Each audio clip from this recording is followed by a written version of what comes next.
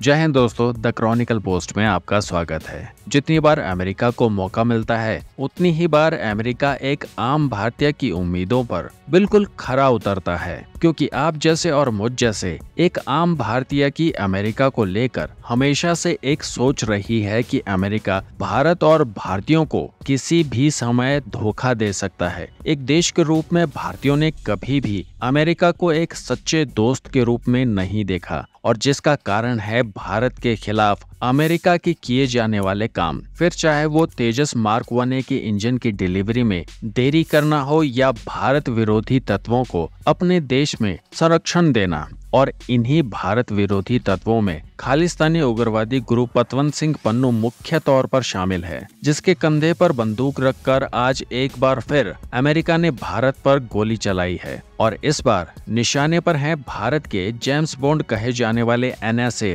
अजय डोभाल। दरअसल दोस्तों, आपको याद ही होगा कि आज से कुछ समय पहले अमेरिका ने भारत पर आरोप लगाया था कि भारत ने अमेरिका के अंदर घुसकर अमेरिकी नागरिक पन्नू को मारने की कोशिश की थी, क्योंकि पन्नू एक खालिस्तानी सेपरेटिस्ट है और उसे मरवाने की साजिश के लिए भारतीय मूल के एक नागरिक निखिल गुप्ता को चेक रिपब्लिक में गिरफ्तार किया गया था, जिसे बाद में अमेरिका को सौंप दिया गया था। और अब इसी मामले में गुरुपतवंत सिंह पन्नू ने अमेरिका के न्यूयॉर्क स्टेट की एक डिस्ट्रिक्ट कोर्ट में भारत के NSA अजय डोभाल के खिलाफ मामला दर्ज करवाया है, जिसमें कहा गया है कि पन्नू को मरवाने के लिए हमारे नेशनल सिक्योरिटी एडवाइजर ने ही इस साजिश को रचा था, जिसे लेकर न्यूयॉर्क की डिस्ट्रिक्ट कोर्ट ने भारतीय NSA को समन भेजा है। और इतना ही नहीं दोस्तों, अजय डोभाल सर के अलावा भारत की इंटेलिजेंस एजेंसी रॉ के फॉर्मर चीफ सामंत गोयल को भी समन भेजा गया है। और दोस्तों,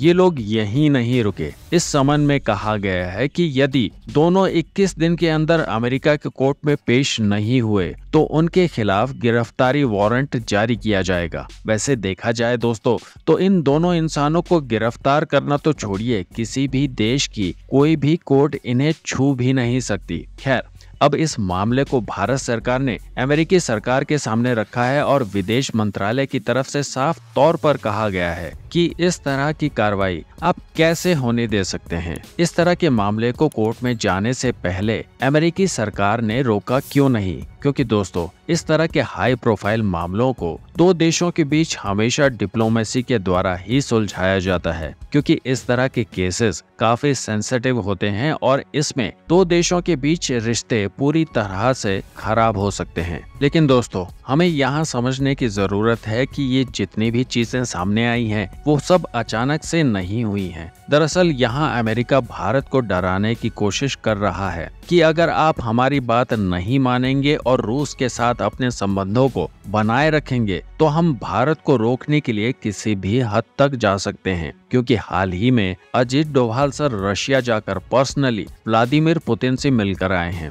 और आज से 2 या 3 दिन पहले अमेरिका ने भारत को रशियन मीडिया को भारत में पूरी तरह से बैन करने के लिए कहा था, जिसे बैन करने के लिए भारत ने इनकार कर दिया था। और ये जो हरकत अमेरिका के द्वारा की गई है, ये एक तरह से भारत को चेतावनी दी गई है। और ये जो अजय डोभाल सर के नाम पर समन जारी किया गया है, ये बिना अमेरिकी सरकार की सहमति के हो ही नहीं सकता, क्योंकि इस तरह के केस बिना विदेश मंत्रालय के अप्रूवल से रजिस्टर ही नहीं किए जा सकते। वैसे तो अमेरिका खुद को डेमोक्रेसी कहता है, लेकिन आप सभी देख ही रहे होंगे कि उनकी डेमोक्रेसी किस लेवल पर आ पहुंची है। तो दोस्तों, इस मामले को लेकर जैसे ही कोई अपडेट आती है तो उस पर आपको वीडियो इस चैनल पर जरूर मिलेगी, तो इसलिए चैनल को सब्सक्राइब जरूर कर लीजिएगा।